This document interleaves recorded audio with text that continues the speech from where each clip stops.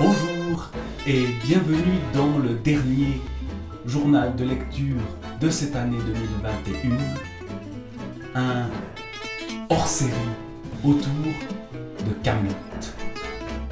Kaamelott, la série, bien sûr, sur laquelle j'ai donné un cours. Et ce que je vais faire dans cette petite vidéo, c'est présenter une petite bibliothèque autour de Kaamelott, ou un petit bout de bibliothèque, parce que ce monde de Kaamelott est un monde qui pourrait occuper plusieurs bibliothèques, parce que il y a toute la légende arthurienne derrière, et toute la pop culture, la culture cinéma, la culture d'Alexandre Astier derrière aussi, et c'est donc quelque chose qui est énorme. Et puis il y a toute la production, non seulement de séries, de films, mais aussi de livres autour de la série Kaamelott elle-même. Bref, il y a énormément de choses. Je vais simplement ranger mon bureau à la manière de Guillaume Saint-Gall dans ses vidéos sur la chaîne Tanner45, je mettrai un petit lien quelque part, et prendre les livres que j'ai utilisés. Comme c'était un cours préparé en collaboration, là aussi ça limite les choses, c'est-à-dire qu'une bonne partie, notamment des textes du Moyen-Âge qui ont été le support de ce cours, un cours lié en grande partie à des questions littéraires, c'est quelqu'un d'autre qui s'est chargé de les lire, même si moi j'ai très envie pour la suite d'aller replonger dans cette période fascinante.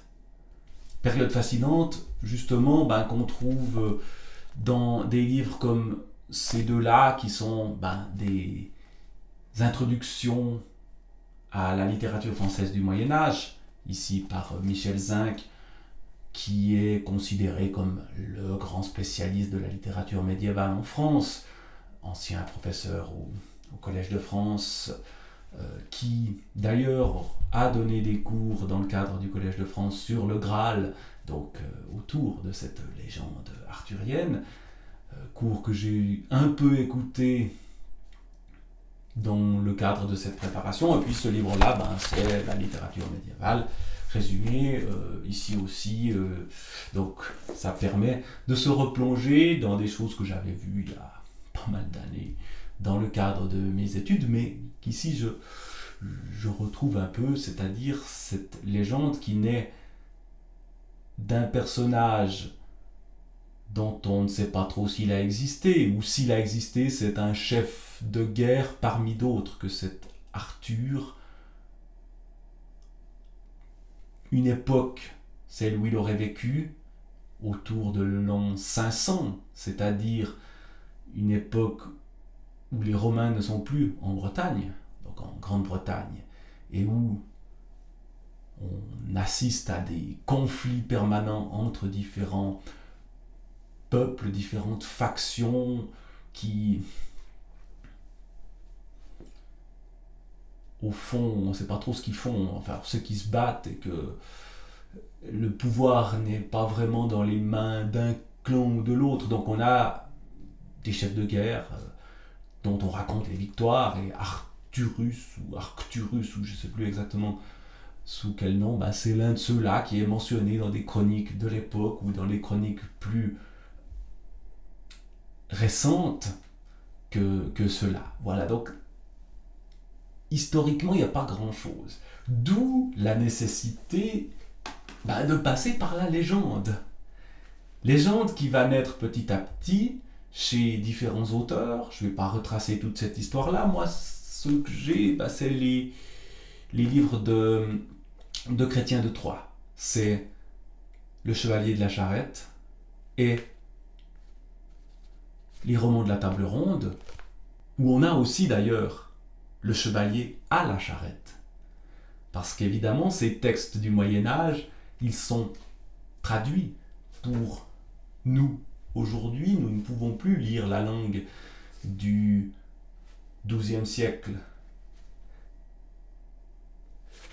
Donc ce sont des textes du XIIe siècle, comme je viens de le dire, qui retracent des aventures d'un roi légendaire du VIe siècle, Ve siècle peut-être même, et la série d'Alexandre Astier, Kaamelott, puisque c'est de ça dont je parle, est une série du XXIe siècle, le film qui est sorti cette année du XXIe siècle.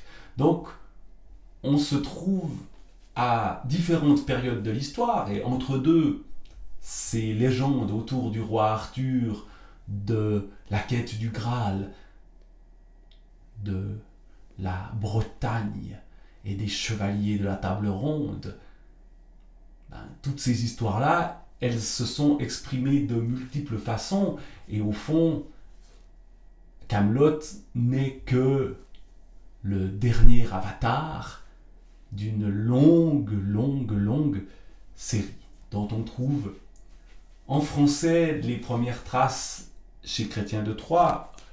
Du côté de l'Angleterre, on en trouve avant,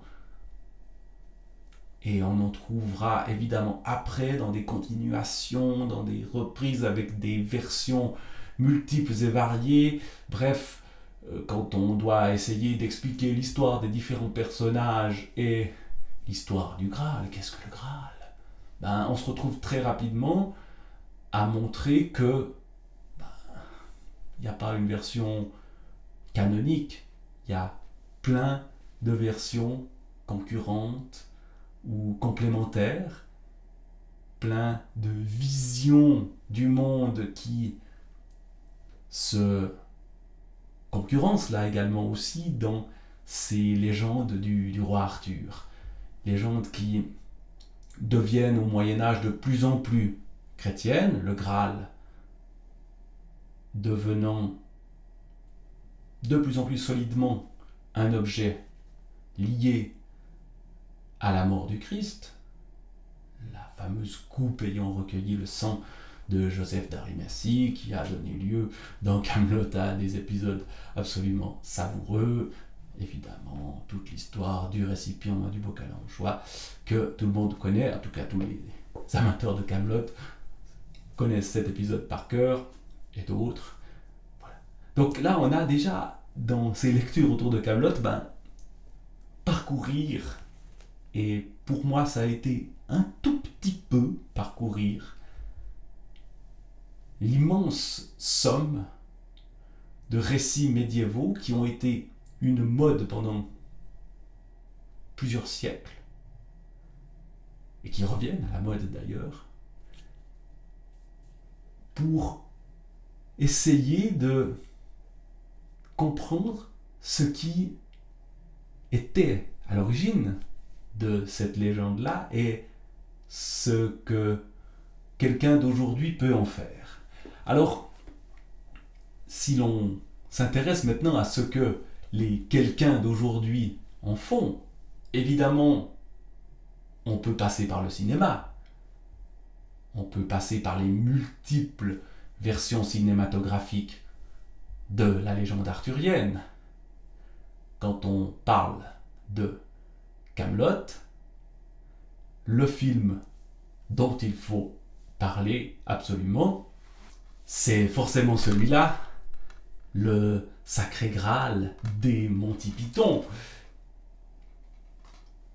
1975, version loufoque, version absurde, version complètement anachronique de cette histoire du Graal, et version surtout d'une drôlerie qui se retrouve chez Astier, chez Alexandre Astier, qui dédie la série Kaamelott à Louis de Funès, mais qui a forcément en tête aussi l'humour anglais qu'on trouve ici dans cet objet. Un objet, ça existe encore. J'ai encore ça sous ce format-là. C'est un DVD pour les plus jeunes qui suivraient cette vidéo, qui ne sauraient pas ce que je suis en train d'avoir dans les mains. Voilà. Donc on a tout l'univers cinématographique derrière, forcément évoqué. Mais bon, là je parle d'une bibliothèque et pas d'une DVD-thèque ou autre chose. Alors quel autre livre on peut trouver pour comprendre l'univers d'Alexandre Astier et de Kaamelott? J'en ai trouvé deux, il y en a plus que ça. Un premier autour de la langue dans Kaamelott, de Stéphane Ancel, petit crapahut dans le parler de Kaamelott à l'usage des pégus et du gratin. Peut-être ne comprenez-vous pas tout à fait tous les mots de ce titre. Crapahut, pégu, gratin. C'est donc un dictionnaire du langage de Kaamelott, un dictionnaire dont il faut bien dire qu'il est assez décevant. Bien sûr, on a des mots et on a des citations de la série Kaamelott qu'on relit avec plaisir. Par exemple, j'en prends un tout à fait au hasard ou presque. Le mot godiche. Elle a même tellement merdé qu'elle s'est fait bannir, cette godiche, dit Méléagant à propos de la Dame du Lac dans Kaamelott, dans le livre 5. Là, on a tout d'un coup l'un des ressorts comiques de Kaamelott, c'est-à-dire l'utilisation de termes totalement d'aujourd'hui, totalement d'un langage loin du langage des romans de chevalerie et de l'amour courtois, par exemple, autour de Lancelot, Guenièvre, etc., pour mettre à plat, pour rendre trivial ce qui, dans une légende qui se veut légende, ce qui mérite d'être lu, nous explique Arthur, ou explique Arthur à Perceval dans un des épisodes basé sur la poétique d'Aristote. Tiens, j'aurais pu ressortir la poétique d'Aristote aussi dans cette petite bibliothèque, ce que je n'ai pas fait. Donc, voilà, le décalage langagier comme ressort dans Kaamelott. Alors, ce dictionnaire-là est un peu décevant parce qu'il manque, à mon sens, de rigueur ou de recherche sur véritablement les mots, c'est-à-dire que c'est un peu des remarques sur le mot godiche, là, puisque j'étais à celui-là. On a une petite définition. La godiche, comme le godichon, est maladroite, un peu bête, liée au Claude, très oublié, comme le prénom. Mais fut un temps où les Claudes couraient les rues et étaient synonymes de bêtise. Et si godiche est assez désuet, la douce Sandrine Kiberlin trouva ce qui pouvait un peu la définir dans la chanson éponyme de 2005. Je reste un peu sur ma faim, moi, quand je lis ça. J'aurais aimé une analyse plus fine du langage, plutôt qu'une sorte d'inventaire des mots. Je sais pas, le mot cocoler, par exemple. Là, je le lis juste pour le plaisir de la citation. Celle qui utilise le verbe cocoler. Parce que c'est ma citation préférée de Kaamelott, je crois. C'est justement parce que vous avez été cocolé par une lopette de jardinier que vous gouvernez comme une femme. Citation à la fois sexiste, homophobe, méprisante pour les jardiniers, donc pour le peuple, de Goustan le Cruel, face à Arthur le Juste, qui incarne totalement le combat d'Arthur pour un peu plus de modernité face à des réacs assez terribles en face de lui, à côté de lui, gouvernant avec lui. Bon, ensuite, il y a une définition, mais qui n'amène pas grand-chose. Enfin, on n'apprend rien. Le verbe cocoler, je le connaissais. On nous dit que c'est suisse ou dans l'est de la France. Bon, je suis suisse, donc je connais ça. Puis on nous dit que c'était dans le Wiktionnaire. Bon, ok, et alors ça se trouve pas ailleurs. Est-ce que voilà, est-ce qu'il y a une origine, une étymologie qu'on pourrait retrouver, etc. Enfin bref, voilà. Ouais, le titre est sympa, mais je pense que c'est pas comme ça. Enfin, c'est pas ce livre-là qui permet d'en savoir beaucoup plus sur l'univers de Kaamelott, me semble-t-il, contrairement à ce livre-là qui m'a été, lui, très très utile. Clément Pélissier, Explorer Kaamelott, les dessous de la table ronde. Celui-là, c'est véritablement à la fois une présentation de la série Kaamelott, une quête des sources de Kaamelott, les sources médiévales et les sources plus contemporaines, une réflexion sur les personnages de Kaamelott, sur leurs particularités, en lien avec les particularités que les mêmes personnages peuvent avoir dans les récits originaux, par exemple. Une réflexion aussi en lien avec l'aspect télévisuel de Kaamelott, qui remplace sur M6 Caméra Café, donc ces petites capsules de café, non, ces petites capsules de 3-4 minutes qui passaient vers 20h45 et qui devaient en quelques minutes divertir les téléspectateurs avant qu'ils aillent regarder des choses un peu plus longues dans la suite de la soirée. Ben, c'est cette origine télévisuelle de Kaamelott, ce rapport aussi de Kaamelott avec le monde du théâtre dont est issu Alexandre Astier, sa mère Joëlle Sevilla, Dame Célie dans Kaamelott, étant une comédienne très engagée, son père Lionel Astier, Léo Dagan dans Kaamelott, également son frère, il s'y trouve aussi, ses enfants dans le film sont présents, etc. Bref, c'est une histoire de famille aussi. Bref, ce livre-là, si vous voulez vraiment apprendre à connaître Kaamelott et creuser un peu, ben, c'est le livre que je conseille. Il y en a peut-être d'autres que je n'ai pas lus, mais voilà, on trouve des épisodes qui sont analysés, qui sont retranscrits. Alors pas forcément dans la même version que les livres qui ont été faits aussi, et je les ai pas ici, mais on peut trouver tous les dialogues de la série Kaamelott transcrits en livre. Je crois que les versions qui sont données dans ce livre-là sont celles qu'on trouve dans la série elle-même et pas dans le texte du script. Donc il y a des petites différences assez peu importantes, mais quand même. Et puis il y a toute une réflexion sur transmettre la légende, un faisceau d'héritage, sur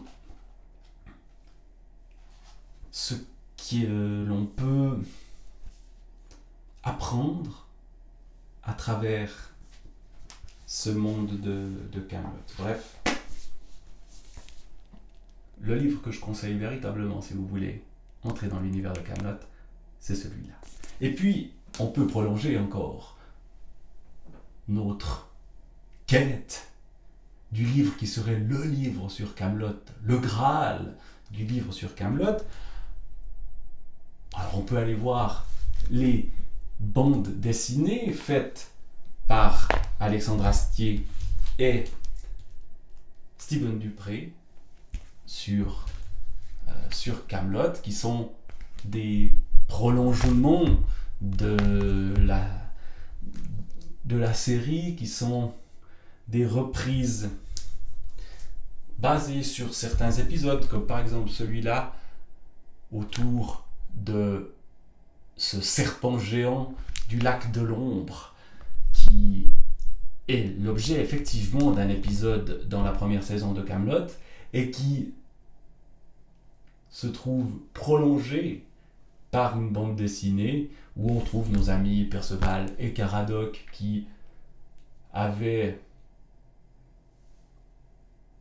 tenté et réussi de tuer un serpent géant qui s'est avéré être une anguille en fait, et qui vont retourner au lac de l'ombre, très loin de Kaamelott, pour affronter véritablement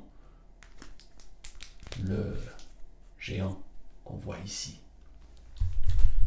Et donc on trouve aussi le duel des mages, donc on trouve le personnage de Merlin, on retrouve des conflits en Carmélide avec le beau-père de Arthur, on trouve des prolongements assez sympathiques de la série, même si au fond les petits épisodes des premières saisons de la série sont ce qui fonctionne encore le mieux dans l'aspect humoristique, l'aspect percutant de